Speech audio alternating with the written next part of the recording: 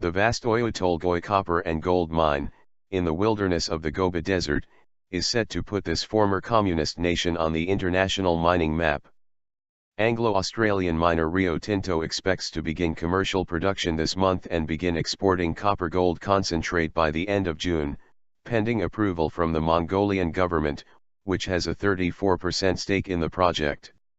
Oyu Tolgoi, which is Mongolian for Turquoise Hill, and known simply as OT, is forecast to produce about 450,000 tons of copper and 330,000 ounces of gold a year once it reaches full production in 2020. Rocks in the Gobi Desert were smelted for copper in the 13th century during the reign of conqueror Genghis Khan, founder of the Mongol Empire, which at one point stretched from the Sea of Japan to Eastern Europe.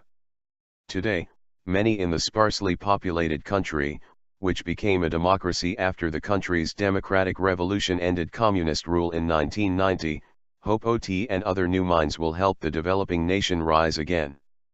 Economic output in the country, landlocked between Russia and China, has already been boosted by the initial phases of the mega-project. Bayanjargal Biambasakan, the chairman of Mongolia's Business Council, cited OT as a reason for Mongolia's double-digit GDP growth rates in 2011 and 2012, among the highest in the world. Rio Tinto's Jack Sato, the chief operating officer of Oyu Tolgoi, said the mine was predicted to operate for at least 50 years. Oyu Tolgoi is the largest factor in delivering the country's predicted double-digit growth over the coming years, Sato said. And by 2020, OT is expected to account for a third of Mongolian GDP. Mark Crosby, an associate professor at the University of Melbourne's Business School, said the OT mine would likely account for 3% of global copper production. While the mine will likely not have major effects on global prices, Crosby described Oyu Tolgoi as a very important mine for Mongolia. Economic dynamo. The mine's operators have heralded Oyu Tolgoi as having the potential to transform Mongolia's economy.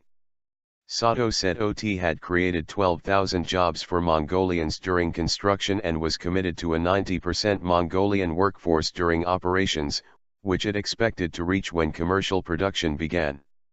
He added Oyu Tolgoi had paid the government more than $870 million in taxes and other fees, spent more than $1 BN on Mongolian suppliers, and had invested $126 million in education and employment training programs in Mongolia. The mining project could spur infrastructure development, which remains a challenge for this developing country. Biambasakan, the Business Council chairman, has advised Mongolia's president on transport and power supply issues and insists that revenues from the mine must be channeled into developing Mongolia's infrastructure. OT will drive these things, but revenues coming from OT will help finance future infrastructure development, he said. But transparency, Biambasakan said, will be the key to success for these projects, and he advised Mongolia to study what he described as Australia's transparent, highly successful public-private development partnerships. Litmus test. How the megaproject is managed will also affect investors' willingness to pour money into Mongolia in the future.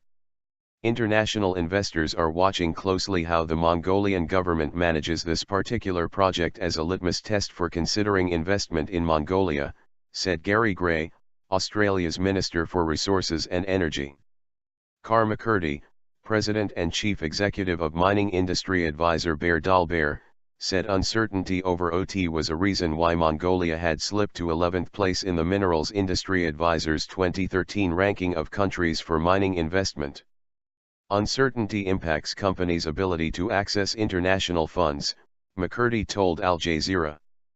The country's volatile political climate, he said, has drastically affected the level of direct foreign investment.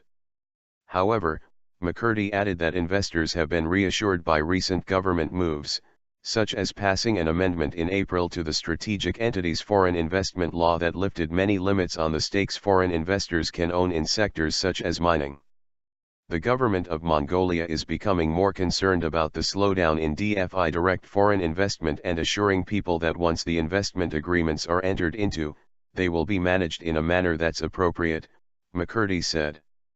Travis Hamilton, managing director of investment advisor Khan Investment Management, said after meetings with Prime Minister Norovin Altınkayag and other officials, he had been reassured over government support for OT and amendments to foreign investment law. Concerns. Not all are optimistic that the mine will be a boon for Mongolia, though. 2 official complaints have been lodged with the World Bank's Compliance Advisor Ombudsman, CAO, the independent recourse and accountability mechanism for the organization's private sector arms. The first complaint, supported by Mongolian non-government organizations OT Watch and Gobi Soil, raised concerns about the mine's impact on the livelihoods of nomadic herders, and is now in the dispute resolution process. The second complaint, which the CAO told Al Jazeera it was assessing, was raised by community members concerned about the mine's potential effects on the nearby Unday River. Rio Tinto's Sato stressed the mine was committed to minimizing the impact on surrounding communities, the environment, and heritage of the South Gobi area, noting its work was monitored by the government and international investors. We monitor local water levels in partnership with herders, and are committed to taking mitigating action should they change beyond the usual seasonal variations, Sato said. He estimated that OT would use 20% of an underground saline aquifer, unconnected to local water supplies, adding that Rio Tinto recovered and reused about 80% of water used in its operations. Presidential elections. On June 26 Mongolians will go to the polls to choose a new president, and analysts expect OT to be a key issue. Tsakyiagian Elbegdorje, the incumbent, is expected to win. The former Colorado School of Mines student won the previous election after campaigning to distribute a greater share of Mongolia's mineral wealth to individual Mongolians. The Democratic Party leader, who rose from humble nomadic beginnings to become prime minister twice, is an influential figure respected in Mongolia for his fight against corruption and campaigning for the environment and women's rights.